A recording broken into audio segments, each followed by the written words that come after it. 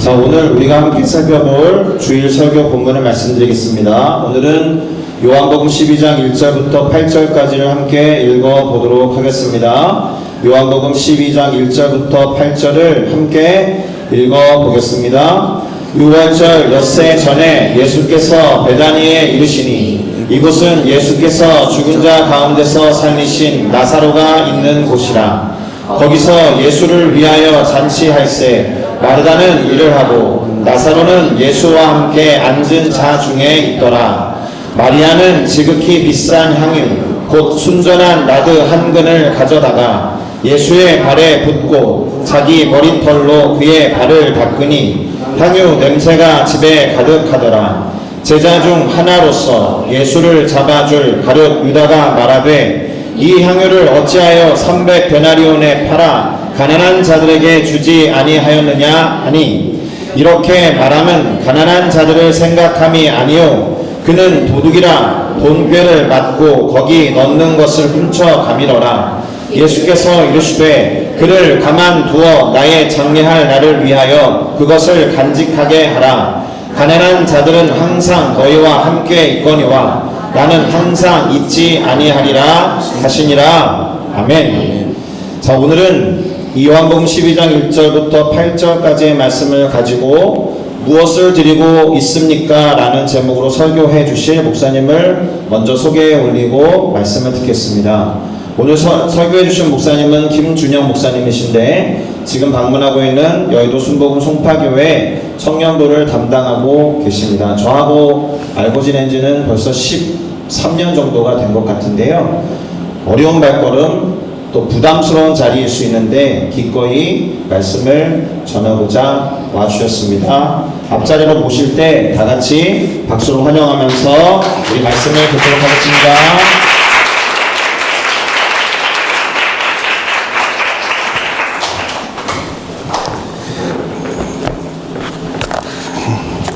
네, 환영해 주셔서 감사드립니다. 우리 박민규 목사님께서 소개해 주신 것과 같이 저는 김준형 목사입니다. 서울 송파구에 있는 여의도 순복음 송파교회에서 우리 청년들과 함께 같이 기쁨과 감사함과 즐거움으로 사역을 하고 있습니다. 먼저는 귀한 찬양으로 하나님께 영광 올려주신 우리 시온 찬양대에 너무 감사드립니다. 제가 그 목사님 올려주시는 그 SNS를 통해서 그 시온 찬양대 찬양을 한 번씩 이렇게 보고 듣거든요.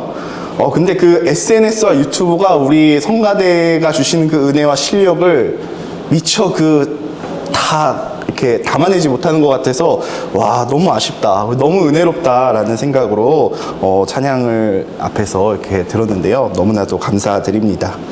자, 이 자리 가운데 함께 예배할 수 있어서 너무나도 기쁘고 영광입니다. 옆에 계신 분들하고 간단하게 인사하고 함께 예배해 볼까요? 당신과 함께 하나님을 예배할 수 있음에 기쁨입니다 라고 인사해 주시면 감사하겠습니다. 당신과 함께 하나님을 예배함이 기쁨입니다. 당신과 함께 하나님을 예배함이 기쁨입니다.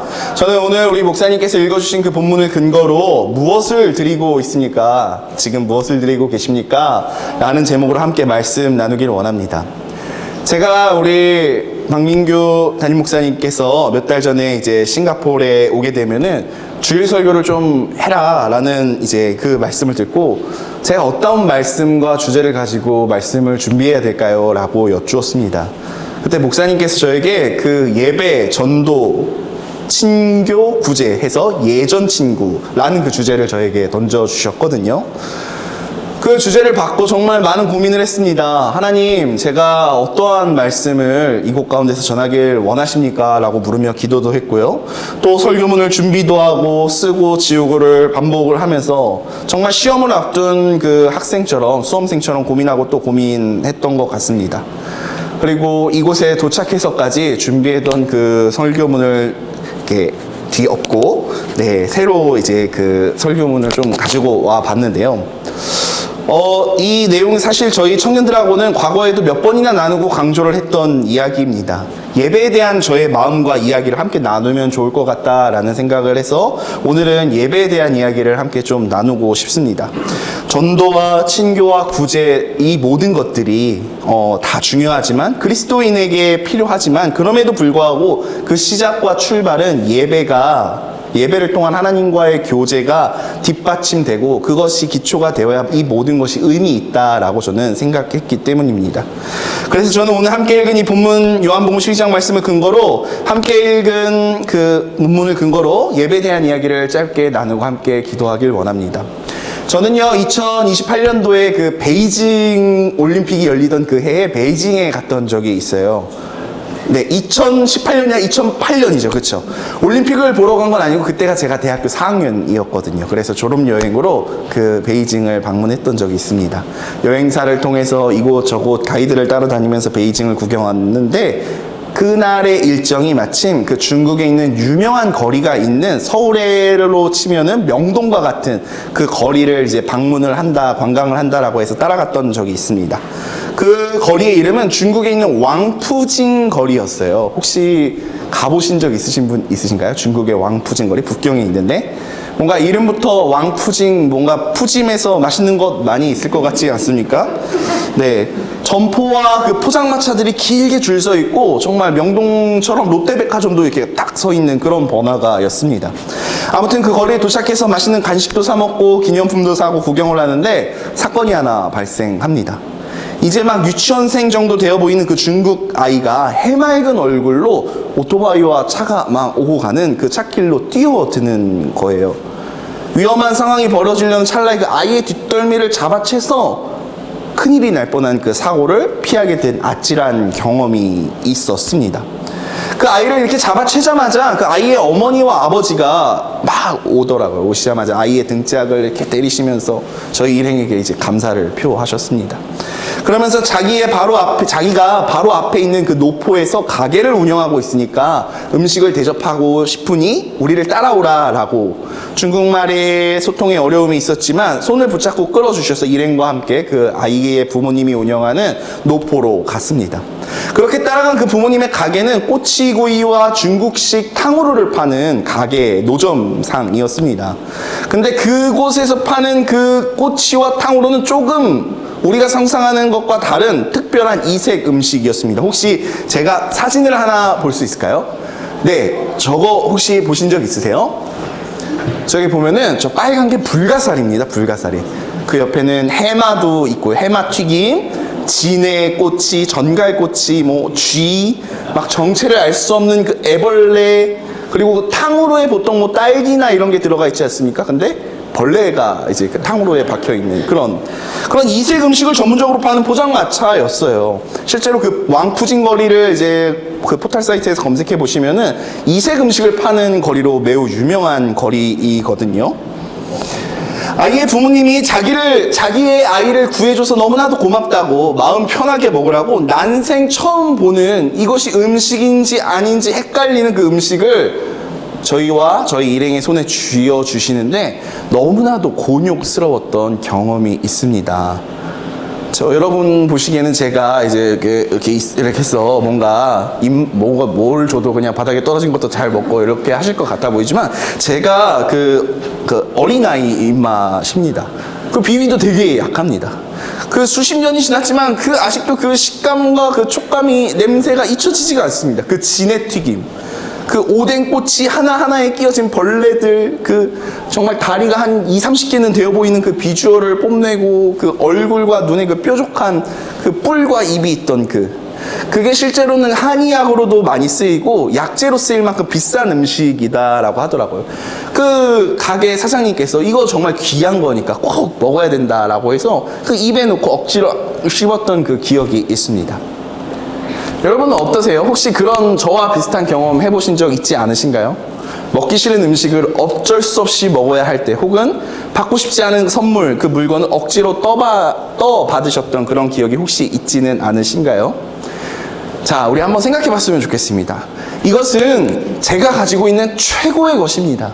제가 가지고 있는 가장 좋은, 가장 최상의 것을 당신께 드립니다 라고 할지라도 주는 이에게 있어 가장 좋은 것이 반드시 받는 사람의 입장에서 최고일 수 있을까요? 절대 그럴 수 없다라는 거 알고 계실 것입니다. 이 진해가 저희 가게에서 파는 가장 비싼 음식이에요. 약으로도 쓰일 만큼 너무나도 귀한 음식입니다. 탕후루 속에 과일이 아니라 그 벌레가 알알이 박혀 있는데 이거 얼마나 과일 탕후루보다 더 비싸요. 아무리 비싸고 좋은 것을 권한다 할지라도 이런 것을 만약에 권유받게 된다면 어떻게 반응하시겠습니까? 자, 보십시오. 누군가 무언가를 줄 때 혹은 드릴 때 가장 좋은 것은 받는 이가 그것을 만족하고 기뻐할 때 그것이 최고의 것 아니겠습니까? 여러분께 질문 드리고 싶습니다. 여러분 지금 예배를 이 시간에 드리러 오셨나요? 아니면은 받으러 오셨나요? 우리가 흔히 이야기할 때 우리는 주일날 예배를 드리기 위해 온다라고 이야기하지 않습니까? 우리가 일반적으로 예배 갈 때, 교회 갈 때 예배 드리러 간다라고 하지 나 예배 받으러 가라고 이야기하지 않습니다. 근데요, 종종 이 예배를, 주일 예배를 영어로 썬데이 워십 서비스 이렇게 이야기를 하니까 아, 내가 교회 가서 어떤 서비스를 받는구나 이렇게 착각하시는 분들이 종종 계신 것 같습니다. 근데요, 이것은 잘못된 해석입니다. 우리는 지금 서비스를 드리기 위해 이 자리에 모여 있는 것입니다. 어떤 분께 서비스를 드립니까? 바로 하나님께. 이 서비스는, 이 예배를 받으시는 분은 오직 하나님 한 분이신 줄 믿습니다. 여러분께 또 질문 드리고 싶습니다. 그렇다면은 성도님께서 드리시는 이 예배는, 우리가 드린 이 찬양과 기도와 봉사와 헌신은 받으시는 분이 만족할 만한, 받으시는 분이 아주 흡족한, 그러한 받으시기에 합당한, 받으시는 분이 기뻐할 만한 그러한 예배의 모습과 형태와 그런 모습으로 우리가 예배를 드리고 있습니까? 혹여 내가 이른 아침부터 주일 교회에 나와 드리는 이 예배와 찬양과 봉사와 헌신이 하나님께서 이거를 받으신, 나 그거 받기 싫은데 막 하나님의 눈살을 찌푸리는 그러한 서비스를 올려드리고 계시지는 않은지 한번 생각해 보았으면 좋겠습니다. 오늘날 요즘 내가 하나님 앞에 드리는 나의 예배는 어떠한 예배인가? 나는 어떠한 예배와 어떠한 생각과 마인드와 자세로 지금 하나님을 예배하고 있는가? 생일날, 기념일날 누군가의 선물을 하나 준비해서 선물하는 것도 사실 쉽지 않은 일 아닙니까? 내가 할 수 있는 최고의 것을 준비하고 내 주머니 사정을 고려해서 조금 무리를 하고 가장 고민하고 좋은 선물을 준비한다 할지라도 받는 사람 입장에서 그것이 필요하지 않고 썩 마음에 들지 않을 수 있는 것이죠. 그래서 우리가 더 누군가에게 뭔가를 주고 드릴 때는 신중하고 또 더 신중에 신중을 다하여 고민하고 생각해서 선물을 준비하지 않습니까? 근데 하나님께 드리는 예배를 그렇게 준비하고 계신지 우리의 삶을 한번 점검해보자 라는 말입니다. 내가 할 수 있는 최고의 것을, 최선의 것을, 가장 좋은 것을 지금 나는 하나님께 드리고 있는가? 아니면은 그냥 설렁설렁 매주 오는 주일이니까 그냥 왔다가 그냥 가는, 정말 하나님 앞에서 예배라고 부르기도 조금 민망한 무언가를 하나님께 억지로 하나님 받으셔야 돼요, 받으셔야 돼요 이렇게 떠밀고 있지는 않은가? 우리의 모습을 한번 돌아보았으면 좋겠습니다. 오늘 본문을 보면은요, 우리에게 제법 익숙한 향유를 예수님의 발에 부은 마리아에 대한 이야기가 나옵니다. 본문에 보니까 향유의 가격이 그 300데나리온이었다라고 나오거든요. 근데 1데나리온 당시 근로자들의 하루 일당이었어요. 그러니까 300데나리온은 300일의 일당인 것이죠. 대략 1년가량을 일해야 얻을 수 있는 연봉, 그 연봉을 이 여인이 예수님께 부은 거예요. 아마도 이 여인이 예수님께 드릴 수 있는 자신의 가장 최선의 것을 준비하여 예수님께 드렸을 것입니다. 근데요, 그 모습을 옆에서 지켜보던 한 사람이 등장합니다. 바로 예수님을 팔아 십자가에 못 박은 그 가룟 유다라는 인물입니다. 가룟 유다가 이 여인에게 5절에서 이렇게 꾸짖는 것입니다. 함께 읽어볼까요? 5절 말씀입니다. 화면을 보시면서 함께 읽어보겠습니다. 시작. 이 향유를 어찌하여 300데나리온에 팔아 가난한 사람들에게 주지 아니하였느냐 하니. 여러분, 지금 이 가룟 유다가 이야기하는 게 잘못된 틀린 말입니까? 이거 맞는 말 아닙니까? 가난한 자들 도와야죠. 예수님 당시 시대를 한번 생각해 볼까요? 지금 이스라엘은 로마에 의하여서 나라를 뺏긴 식민지 생활을 하고 있습니다. 경제적으로 얼마나 어려운 사람들이 많이 있었겠습니까? 불과 100여 년 전만 해도 일본에게 나라를 뺏긴 우리 대한민국 사람들 얼마나 어렵게 살았는지 다들 아시지 않습니까? 지금 유다의 말이 틀린 말이 아니죠. 어려운 사람 도와야죠. 무려 1년치 연봉에 해당하는 돈인데요. 근데 예수님께서는요, 동일선상에 있는 구절인 마가복음 14장 9절 말씀에서 이렇게 예수님 말씀하십니다. 마가복음 14장 9절 말씀이, 함께 읽어볼까요? 시작. 내가 진실로 너희에게 이르노니 온 천하 어디서든지 복음이 전파되는 곳에는 이 여자가 행한 일도 말하여 그를 기억하리라 라고 말씀하시면서 향유를 드린 마리아를 향해서 예수님께서 잘했어 라고 칭찬해 주시는 거예요. 이 버전을 유진 피터슨의 그 메시지 성경을 보니까 예수님께서 이 여인의 이러한 행동을 기쁘게 받으셨습니다 라고 번역하고 있더라고요.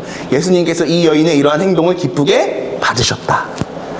우리도 신앙생활 하다 보면은요, 이 가룟 유다처럼 따박따박 옳은 말 할 때 정말 많이 있습니다. 우리 교회에서 누가 이랬느니, 우리 공동체에서 누가 이렇게 저렇게 했느니, 찬양이 이랬다 저랬다, 오늘 설교자가 이랬다 저랬다, 봉사하시는 분이 어떻더라. 근데요, 그분들이 하시는 말씀을 자세히 들어보시잖아요. 다 일리가 맞고 틀린 말씀이 하나도 없습니다. 다 맞는 말씀만 하세요. 제가 듣기에는 그분들이 일리 있는 말씀을 하시고 틀린 말을 하지 않으십니다. 너무나 똑똑하시고 직관적이시고 논리 있고 예리하신지 모릅니다. 근데요, 오늘 이 마리아의 행동을 통해서 예수님 뭐라고 하십니까? 이 본문을 통하여 우리가 깨달을 수 있는 것이 무엇입니까? 예수님께 드리는 예배는 내 만족과 다른 누군가의 만족을 만족을 위해 드리는 것이 아니다라는 것입니다. 예배는 예수님께서 만족하시면 그걸로 끝이라는 거예요. 강단에서 들리는 설교자의 설교가 내 마음에 좀 안 들거나, 혹은 찬양으로, 나에게 익숙한 찬양으로만 인도자가 혼지를 꽉꽉꽉꽉 채워오면, 와, 오늘 예배 너무 좋았어. 와, 우리 인도자, 와, 너무 대단해. 오늘 좋은 예배고, 이런 예배 좋은 예배. 오늘 설교자가 내 마음에 안 드는 그러한 설교를 하고, 찬양 인도자가 알지 못하는 새로운 찬양만 막 이렇게 짜오면은 그거는, 오늘 예배 너무 시시한데? 여러분, 이거는 신앙생활을 얼마나 하셨던 간에 너무나도 안타깝게도 예배가 무엇인지를 전혀 모르시는 분이십니다. 그분은 지금 예배를 드리러 오신 게 아니라 예배를 받으러 오신 거예요. 보좌에 앉으신 그 하나님은, 하나님 잠시 내려오세요 하고 그 보좌에 스스로 앉아서 어디 한번 해봐라. 그 찬양 내가 한번 받아보겠다. 내 마음에 만족하고 흡족한지 내가 한번 지켜보겠다 라고 하는 거예요. 너무나도 무섭지 않습니까? 오늘 본문에 보면은 가룟 유다가 생각할 때 합당한 예배는 무엇이었습니까? 그 향유를 팔아 가난한 사람들에게 나누는 거였어요. 근데요, 오늘 본문 말씀에서 예수님은 분명하게 말씀합니다.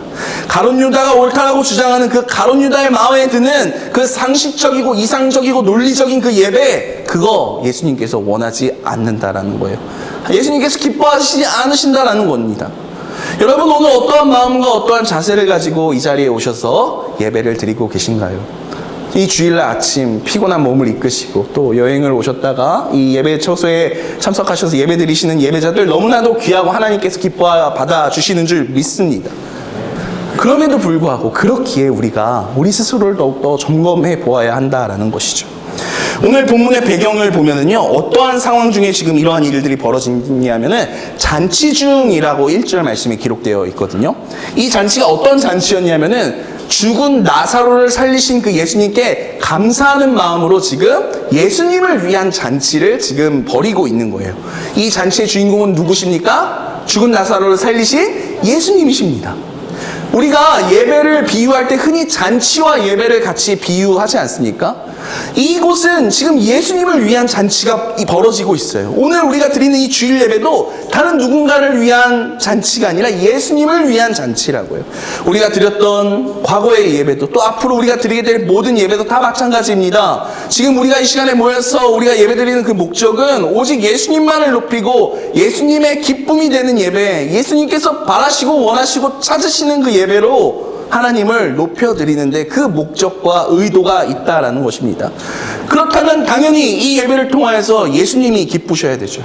오직 예수님만이 흡족하시고 기뻐 받으셔야 하는데 가룟 유다 지금 어떻게 이야기합니까? 자기의 생각과 기준을, 그 잣대를 들이대며 이건 아니야, 이건 틀린 거야, 이게 맞는 거지, 이게 옳은 거지 라고 하면 자신의 기준과 머리로 그 예배를 판단하고 저울질하고 있습니다. 근데 이게 단순히 가룟 유다의 문제가 아니라 오늘날을 살아가는 우리들 또한 가룟 유다처럼 이러한 죄를 종종 범하더란 말입니다. 여러분, 기억하셔야 합니다. 말씀이 아닌 사람의 머리와 숫자로 재단하는 그곳 가운데서는 결코 온전한 예배가 드려지기 어렵습니다. 어떤 의미에서 오늘 예배 참석하신 성도님들은 오늘 예배가 막 흡족하실 수도 있으시겠죠, 그렇죠? 와, 오늘 예배 정말 대박이야. 저기 처음 보는 잘생기고 멋있는 목사가 설교도 잘하네 막 이러면서 오늘 예배 너무 은혜롭네 라고 생각하실지도 모르시겠지만, 만약 이 예배를 하나님께서 원치 않으시고 기뻐하지 않으신다면 이것은 실패한 예배이고 그 어떠한 의미도 없는 행동 아니겠습니까?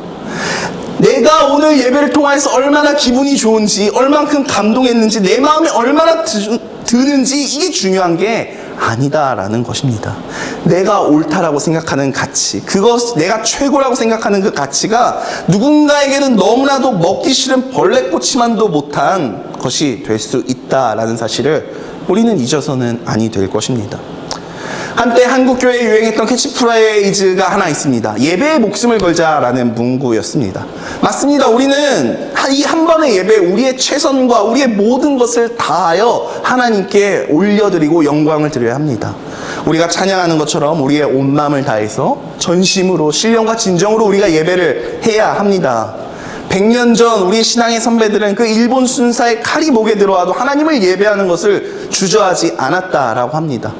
모든 것을 다하여 자신의 생명조차 아끼지 아니하고 하나님을 예배함에 있어서 그 어떤 것도 타협하거나 뒤돌아보지 아니하였다라는 거예요. 근데 오늘날 우리의 예배는 어떠합니까? 저희 청년들 이야기를 좀 해보고 싶습니다. 저희 청년들 흉을 좀 보려고 합니다. 사도 바울이 그런 이야기 하지 않습니까? 경건의 모양은 이때 능력이 없는 자를, 부인하는 자를 떠나라라고 말씀하지 않습니까? 근데 우리 청년들을 보면은요, 경건의 능력은커녕 그 모양조차 보이지 않습니다. 제가 우리 청년부 인원들을 이제 목사로서 이제 사역하고 섬기고 있는데, 저희 청년들에게 너무나도 수시로 이야기합니다. 얘들아, 예배 시간에 갑자기 벌떡벌떡 일어나서 밖으로 나가면 안 된다. 너희 나이가 몇 살인데 쉬어야 한다고 예배 시간에 화장실을 가니? 핸드폰 하면 안 돼. 떠들지 마. 뱃소리 안 흘리게 진동으로 좀 해라.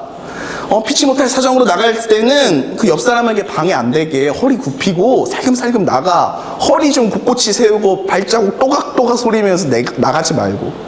저희 청년부가 20살부터 39살까지 있는 그 단체거든요. 근데 가끔 청년들이 이런 이야기를 하면은 저 스스로 가끔 자괴감이 들어요. 얘들 나이가 몇 개인데 내가 지금 이런 이야기를 해야 되지? 여기가 대학 청년부인가 아니면은 육아유치부인가? 가끔 이렇게 헷갈릴 때가 있거든요. 여러분, 기본이 무너진 예배, 경건의 능력은커녕 모양조차 갖추진 예배를 통해서 어떻게 하나님께서 영광 받으시고 기뻐할 수 있겠습니까? 마지막으로 예화를 하나 나누고 말씀을 정리하고 싶은데요. 반주 좀 해주시면 좋을 것 같습니다. 그 마라톤 경기에 대한 기원 혹시 알고 들어보신 적 아마 있으실 겁니다. 구전으로 내려오는 그 이야기에 따르면 고대 그리스의 마라톤 경기는 사실 종교적인 행사였다라고 하죠. 가장 튼튼하고 건강하고 빠른 사람을 마라톤을 통해서 선별하고 뽑아서 그 1등의 사람의 심장을 빼서 인신 제사를 드리기 위해 마라톤이 시작되었다라는 그러한 믿거나 말거나 구전이 있습니다. 그러니까 그 고대 사회에서 마라톤 1등을 하면은 상으로 받을 수 있는 게 뭐예요? 영광스러운 신의 산재물이 될 수 있는 기회를 얻는 거예요. 가장 건강하고 가장 튼튼한 심장을 꺼내서 제단 위에 바치는, 그것이 본인에게도 나의 가문과 나의 부모에게도 가장 영광스러운 일로 여겨졌다라는 것입니다. 물론 우리 하나님은 이러한 인신 제사를 받으시는 분이 아니십니다. 가증한 이방신들을 섬기는 자나 하는 행동이죠. 근데요, 이러한 거짓 신을 섬기는 자들도 자신의 가장 좋은 것, 가장 완벽한 것을 드리기 위해 애쓴다라는 거예요. 저희가 어제 엊그제 해서 아랍스트리트와 그 차이나타운에 있는 모스크와 불교 사원을 방문했거든요. 여러분들도 아마 한 번쯤은 가보시지 않으셨을까 생각합니다. 가서 보셨을 거잖아요. 그들이 어떠한 모습으로 예배하는지, 그들이 어떠한 열정으로 그들의 신을 위하여 예배하는지 보시지 아니하셨습니까? 주 안에서 사랑하는 성도 여러분, 우리는 변화되어야 합니다. 내가 만족하고 내가 원하는 그런 예배가 아니라 하나님께서 진짜 원하시고 바라시고 찾으시고 기뻐하시는 그 예배자가 되기로 우리 결단하며 나아갑시다. 겸손하고 낮은 모습으로 하나님을 예배하고 전심으로 오직 주님만을 예배하는 그러한 예배자가 되어 주시기를 주님의 이름으로 부탁드립니다. 이러한 예배자가 되어서 하나님을 예배할 때 오늘 본문 3절에 보니까 향유가 그 마리아가 부은 마리아가 예수님의 발등에 부은 그 향유의 냄새가 온 집안에 가득하였더라라는 표현이 있거든요. 우리가 그러한 예배자가 되어 하나님을 예배할 때 우리의 공동체 가운데 이 싱가포르 순복음교회 가운데 더 나아가 이 싱가포르 땅 가운데도 그 예수 그리스도의 향기가 넘쳐나게 될 줄 믿습니다. 우리 함께 찬양하시고 말씀을 생각하시면서 함께 기도했으면 좋겠는데요.